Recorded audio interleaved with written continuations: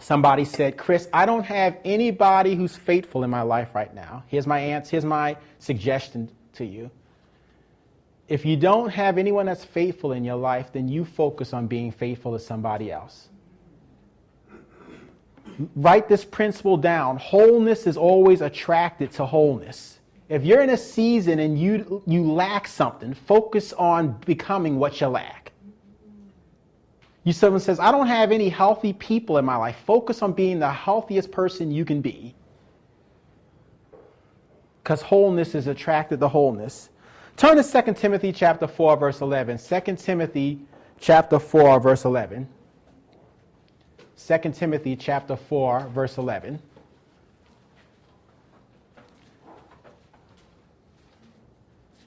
We're talking about relationships with the faithful. And again, remember the benefits of maximizing the benefits from the right relationships and minimizing the ones from the wrong one.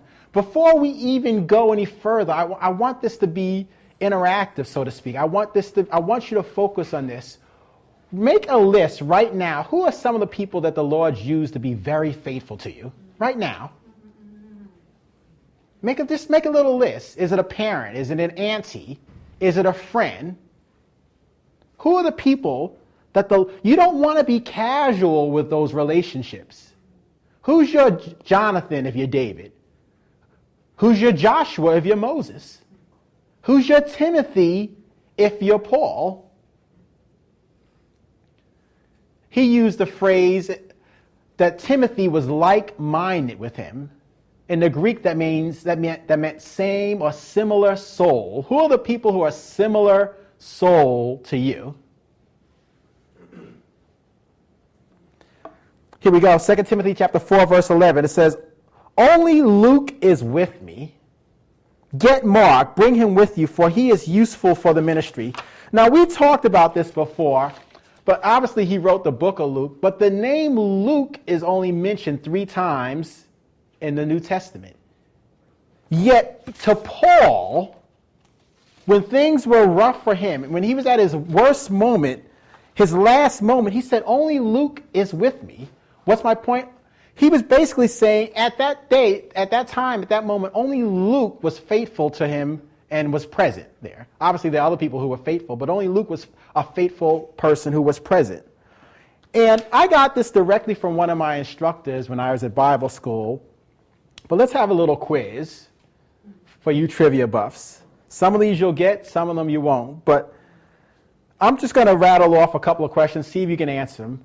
If you know, write down the name of the most recent Nobel Peace Prize winner. That one's pretty obvious.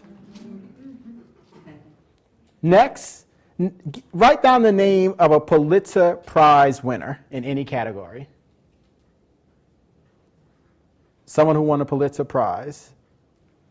Next, if you know, don't write the question down. You'd be a chiropractor's dream. Write the name of the most recent Miss America, if you know. The most recent Miss America.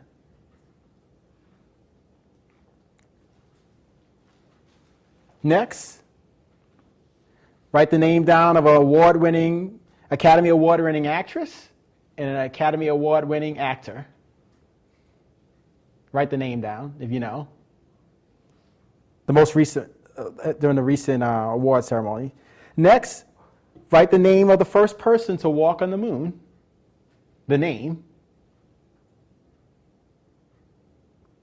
Next, who discovered nuclear fission? Write the name down if you know. Next, we know the 2 richest men in America are, I believe, Bill Gates and Warren Buffett. Who's the 3rd richest? Now, very quickly, if you could answer all of those questions, raise your hand.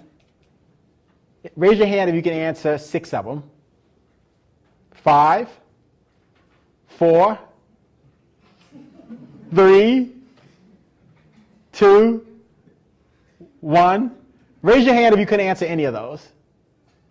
Okay, now compare that list to this. Name a teacher who really helped you in your journey through school. Write a name down, or the initials. Next, name a person who influenced you and helped you come to the Lord. Next, name a friend who really helped you during a difficult time. Can you name one friend who helped you during a difficult time? Next, name a person who taught you something that has changed your life. Next, name a person who made you feel really appreciated.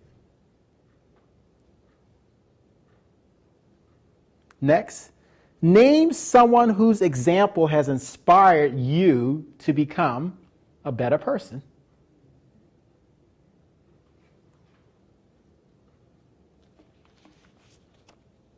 Next, name someone you really enjoy spending time with.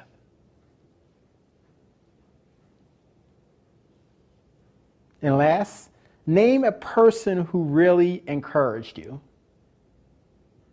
They really exhorted you. Now raise your hand if you could put a name down or a face for all 8 of those questions. Raise your hand high. How about 7? How about 6? Is there anyone who couldn't answer at least 3 of those questions? Is there anyone who couldn't answer at least 4 of those questions? How about 5? Now, what's our point? My point is the enemy wants us to think that it's only the famous people who matter and leave a mark on earth.